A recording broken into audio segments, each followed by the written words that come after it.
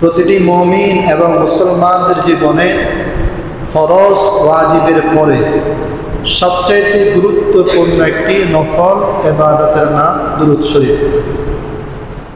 একটি সহজ আমল, কিন্তু মানুষ সেখান থেকে অনেক গাফেল। নফল অনেক ইবাদত করা কঠিন, আর নফল অনেক ইবাদত করা সহজ। আপনি 4 রাকাত নফল নামাজ পড়বেন, কিছুটা কঠিন, কিন্তু 10 বার দুরূদ শরীফ পড়বেন, অনেক সহজ, একদমই সহজ একটি আমল। এই জন্য কোরআনুল কারীমের মধ্যে আসছে সূরাতুল আহজাব, আল্লাহ তাআলা বলেন ইন্নাল্লাহা ওয়া মালাইকাতাহু। এটি একটি প্রসিদ্ধ আয়াত যে নিশ্চয় আল্লাহ তাআলা ওয়া মালাইকাতাহু এবং তার ফেরেশতারা ইউসাল্লুনা আলান নবী, নবীর উপরে দুরূদ পড়ে। সুবহানাল্লাহ।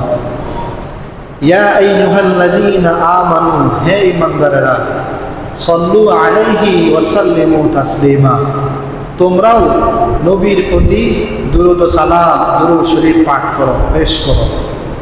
এটি হচ্ছে আয়াতের সরল অনুবাদ।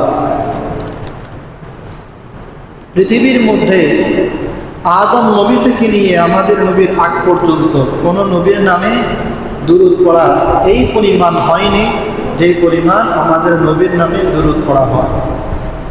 কোনো নবীর নামে দুরূদ পড়া একটি আমল নয়।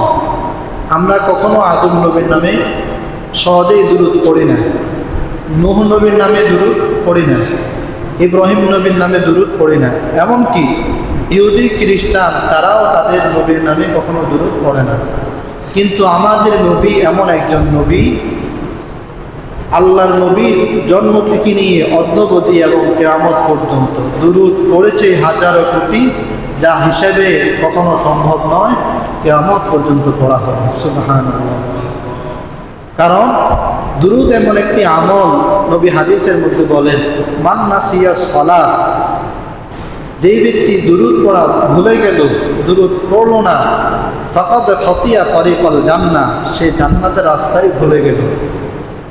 জান্নাতে যাওয়ার সহজ মাধ্যম হচ্ছে দুরূদ। রাসূল করিম সাল্লাল্লাহু আলাইহি ওয়াসাল্লামের অসংখ্য হাদিস দুরূদ শরীফ সম্পর্কে বর্ণিত হয়েছে। ইন্নাল্লাহা ওয়া মালাইকাতাহু, যে আয়াত আমরা সকলেই জানি। এই আয়াত যখন নাযিল হয়েছে, সাহাবায়ে কেরাম আল্লাহ রসুলকে প্রশ্ন করেছেন, ইয়া রাসূলুল্লাহ, কোরআন বলেছে আপনার প্রতি দুরূদ পড়তে, ফাকাইফা সালাতানা আলাইকা ইয়া রাসূলুল্লাহ, আমরা আপনার প্রতি কিভাবে দুরূদ পড়ব? কোরআন তো বলেছে দুরূদ পড়তে। তো নবীজি বললেন, তোমরা দুরূদ পড়ো, আল্লাহুম্মা সাল্লি আলা মুহাম্মাদিন ওয়া আলা আলি মুহাম্মাদ কামা সাল্লাইতা আলা ইব্রাহিম ওয়া আলা আলি ইব্রাহিম ইন্নাকা হামিদুম মাজিদ। দুরূদ ইব্রাহিম, নবী বলেন তোমরা দুরূদ ইব্রাহিম পড়ো। পৃথিবীর মধ্যে যত দুরূদ, সবচাইতে দামি দুরূদের নাম দুরূদে ইব্রাহিম। মনে রাখবেন, দুরূদ একটি আমল, এটি কোনো আপনার আনুষ্ঠানিক কোনো কাজ নয়। কিছু আমল হচ্ছে আনুষ্ঠানিক, যেমন আমরা জামাতে নামাজ পড়ব। ফরজ প্রত্যেকটি ইবাদত আনুষ্ঠানিক।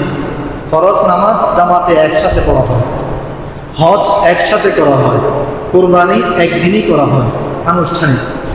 কিন্তু নফল এটি হচ্ছে ব্যক্তিগত, এটি কোনো আনুষ্ঠানিক নয়। দুরূদ আপনি যত পারেন পড়েন, কয়েকজন মিলে 10 মিনিট দুরূদ পড়বেন, এরপরে শেষ না।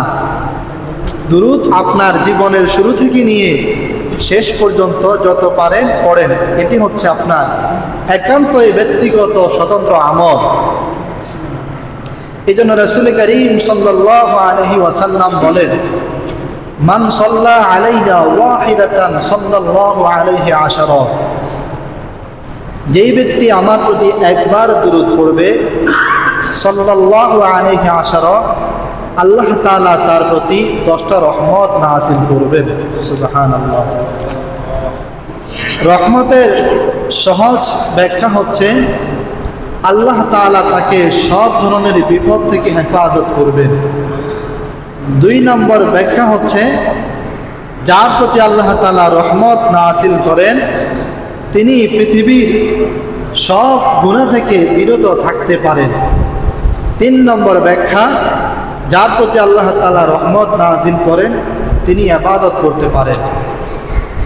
এই জন্য যারা নামাজ পড়ে না, ইবাদত করে না, বুঝতে হবে তাদের প্রতি আল্লাহ পাকের রহমত নাই। এই জন্য দুরূদ পড়লে আল্লাহ তাআলা রহমত নাযিল করেন, বান্দা বেশি বেশি ইবাদত করতে পারে। রাসূল করিম সাল্লাল্লাহু আলাইহি ওয়াসাল্লাম বলেন, মান সাল্লা আলাইহি সালাতান, যে ব্যক্তি আমার প্রতি দুরূদ পড়বে, লাম তাজিলিল মালাইকাতু তুসাল্লি আলাইহি, ফেরেশতারাও তার জন্য দোয়া করবে। সুবহানাল্লাহ। কেউ যদি আল্লাহর হাবিবের উপর দুরূদ পড়ে তাহলে ফেরেশতারা ওই বান্দার জন্য দোয়া করে। দুরূদের এতই ফজিলত। রাসূল করিম সাল্লাল্লাহু আলাইহি ওয়াসাল্লাম আরেক হাদিসের মধ্যে বলেন, আবখালুন নাস, পৃথিবীর মধ্যে সবচেয়ে কৃপণ, বখিল, সবচাইতে শক্ত হৃদয়ের অধিকারী হচ্ছে সেই ব্যক্তি, আল্লাযী মান যুকিরতু ইনদাহু ফালাম ইউসাল্লি আলাইহি, যার সামনে আমার দুরূদ পড়া হলো, আমার নাম বলা হলো, কিন্তু সে আমার প্রতি দুরূদ পড়লো না, সে সবচাইতে কৃপণ। হাদিসের কি ব্যাখ্যা? দুরূদ না পড়লে সে কৃপণ হবে কেন? কৃপণতা হচ্ছে মানুষের অন্তর্গত বিষয়। আমরা যেটা বুঝি তার অনেক সক্ষমতা আছে দেয়ার, কিন্তু সে দেয় না। এটা যেমন পৃথিবীর ক্ষেত্রে, ঠিক আখিরাতের ক্ষেত্রেও তার অনেক সক্ষমতা ছিল একবার দুরূদ পড়ে অনেক নেক আমল অর্জন করার, কিন্তু সে অর্জন করলো না। এই জন্য তাকে বলা হয় কৃপণ।